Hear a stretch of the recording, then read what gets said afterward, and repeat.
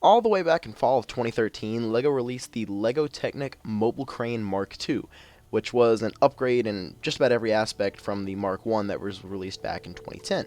Now, the Mobile Crane Mark II included a battery box and a single motor, and the rest of it was controlled from actually using buttons and switches on the crane itself. So back in November of 2019, I was contacted by, and I quote, King Son of the Mould King Factory. So he reached out to me and said that they were releasing some new products pretty soon that were essentially knockoffs of what Lego Technic does, but with a few added features. So I just figured I would sit down one night and set a couple hours aside and get this thing built and functional, and then film a review in a couple weeks, you know? But I, by absolutely no means whatsoever, was ready for what this thing was about to put me through. This is that story.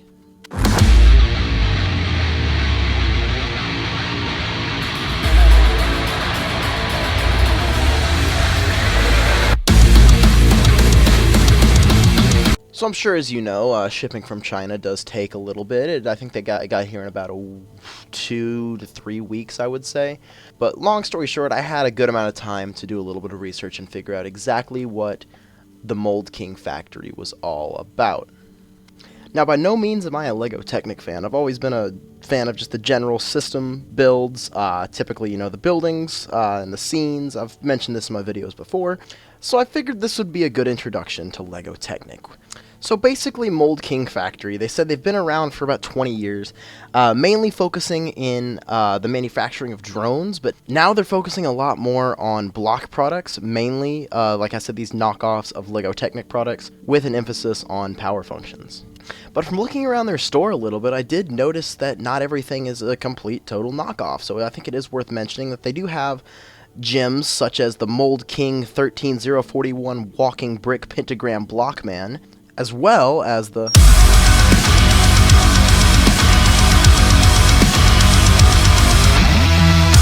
So I mean, now that you have a feel for the Mould King Factory, let's kind of talk about what happened once I got the set itself. So I got the set, no shipping problems at all, came in just a regular brown box. All the bags were individually labeled on the inside, all the motors came perfectly fine and everything. I didn't take many pictures of the actual build process because I wasn't exactly sure on the format I wanted to do for the review yet. But I can assure you guys, as far as packaging goes, A1, top notch. I didn't have any problems with it whatsoever. Now, I don't want any of you guys to get the wrong idea that I'm just knocking on this set super hard. I'm just trying to be honest with you guys. True and true, I'm not a Lego Technic fan, so this may vary from person to person. But this was by far the hardest and most unenjoyable build experience I have ever had with any sort of Lego type product. I can't speak on how it's like to build the actual Lego Mark II mobile crane, but I can speak on how it is to build this. The actual quality of the pieces was top-notch. I had zero problems with that. The sheer amount of moving parts on this thing that you have to line up and get working 100% perfect and follow the instructions very, very, very carefully, which, by the way, were fairly jumbled compared to what I looked at on Brickset from what the actual Lego Mobile Crane Mark II looked like. They're a little more jumbled, and it seems like they were skipping a few steps in between. Like, I feel like Lego would have maybe made one of the steps on the set that I built into possibly two on the Lego equivalent. Mind you, again, this is my first ever Lego Technic set I have built, so I may just be kind of stupid. I will say, once everything is lined up and working perfectly, when you do turn on the motor where it tells you halfway through the instruction manual to test something, it is incredibly satisfying to see all of those gears work together and actually do the function that's intended.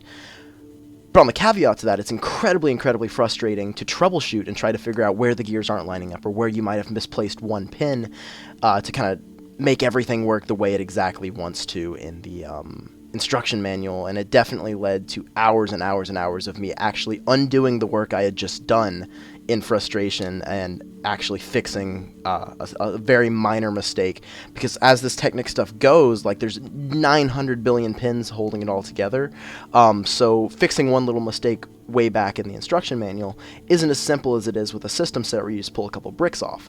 There's a lot of things that depend on each other keeping them together, so you basically, if you do make a mistake, you have to backtrack very far.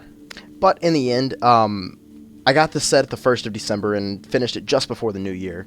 And I think overall, it probably took me close to 28 hours, I would say, of actually sitting there and building. That's including mistakes and troubleshooting things that I have done. But after those 28 hours, I ended up with this. Now, this thing's like way bigger than I expected it to be. As I was building it just kept getting bigger and bigger and bigger. And quite frankly, I don't really have any place to put it. But it was kind of fun to see it just keep growing and seeing how many pieces actually went into just how big this thing is, because this thing's dense. There's so many pieces in like kind of a small area. But what we'll do here in a sec is I'll show you guys some close-up footage, kind of show you how a lot of the things work, kind of judge the actual functionality of it, including the RC component.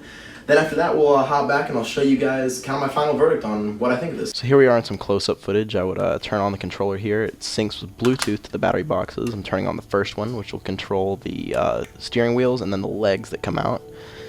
It's all synced up there. So it doesn't really say what maps to what, but that button right there, the up, would bring the legs out, and the left and right would bring the legs down. Now all the functionality on this actually worked pretty well. I was actually pretty surprised on how actually this part worked. So they're at full extension there. They're going to retract a little bit. Takes them just a second just because of how small the gears are.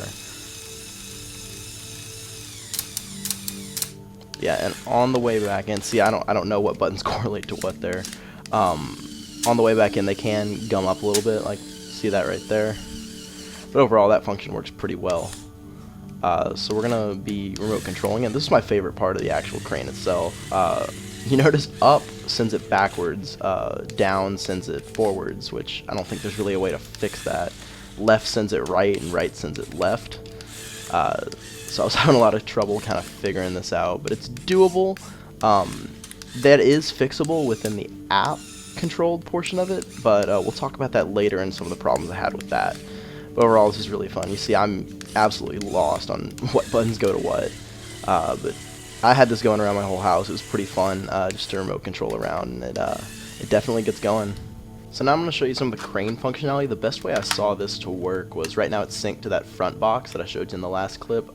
Turn that off and then come back to the back and we'll turn on the second box. And if I remember correctly, I had to turn off the controller and then turn it back on for it to get it to sync completely. Yeah. Yep. And we're all synced up. This one was pretty hard to control as well. It's really unintuitive on what controls go to what. So you can see down right there is extending that out. But as you're extending out, the actual slack in the crane wire itself is getting like tighter and tighter and tighter. So you have to loosen it up and you kind of have to feather it in between. That like hook right there is actually a metal piece, but it's not quite heavy enough to be able to bring down the actual crane boom. So you kind of have to, you see I'm kind of feathering it between the two controls. Of course I don't know what buttons go to what, it's really difficult. And that doesn't quite really let go of the line as it really should, so you kind of have to help it out with your hand. By far this was the part that I thought worked like the worst out of the whole thing. You see how it's kind of like has so much slack in there and I have to keep pulling it. It's kind of a mess. Then again, I'm not quite sure if I built this 100% correctly. Like I talked about, the instructions were very, very, very ambiguous when it came to at least this part of the build.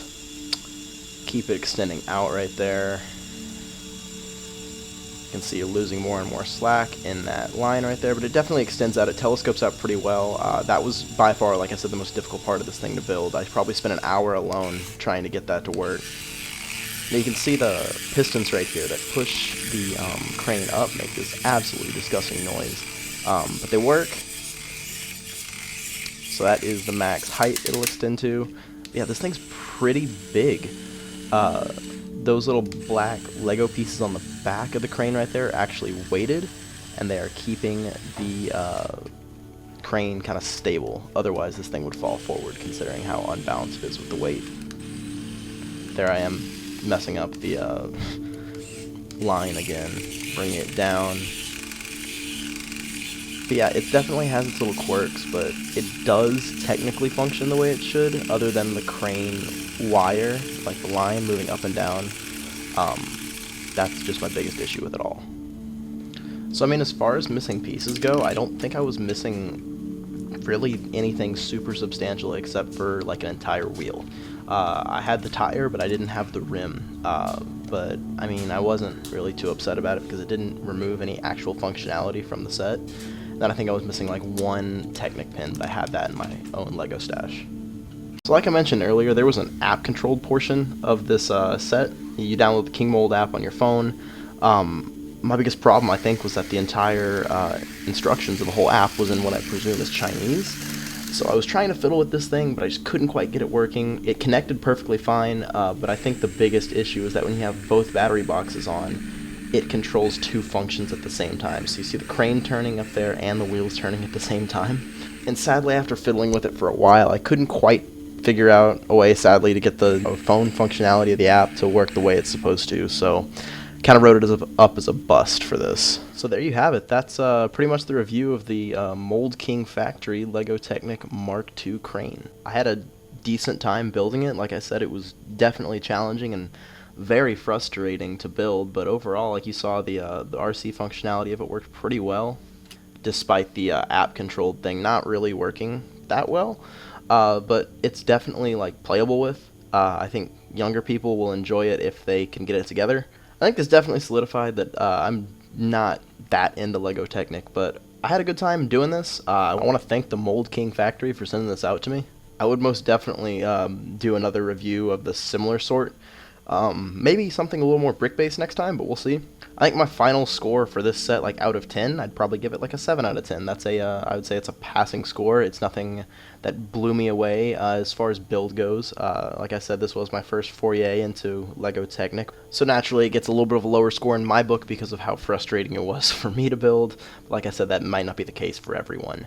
But overall, I absolutely had a good time reviewing this. I hope you guys enjoyed the video. It's a little something different for the channel, something new. There will be a link down in the description for a link to go buy this set if it's something you're interested in.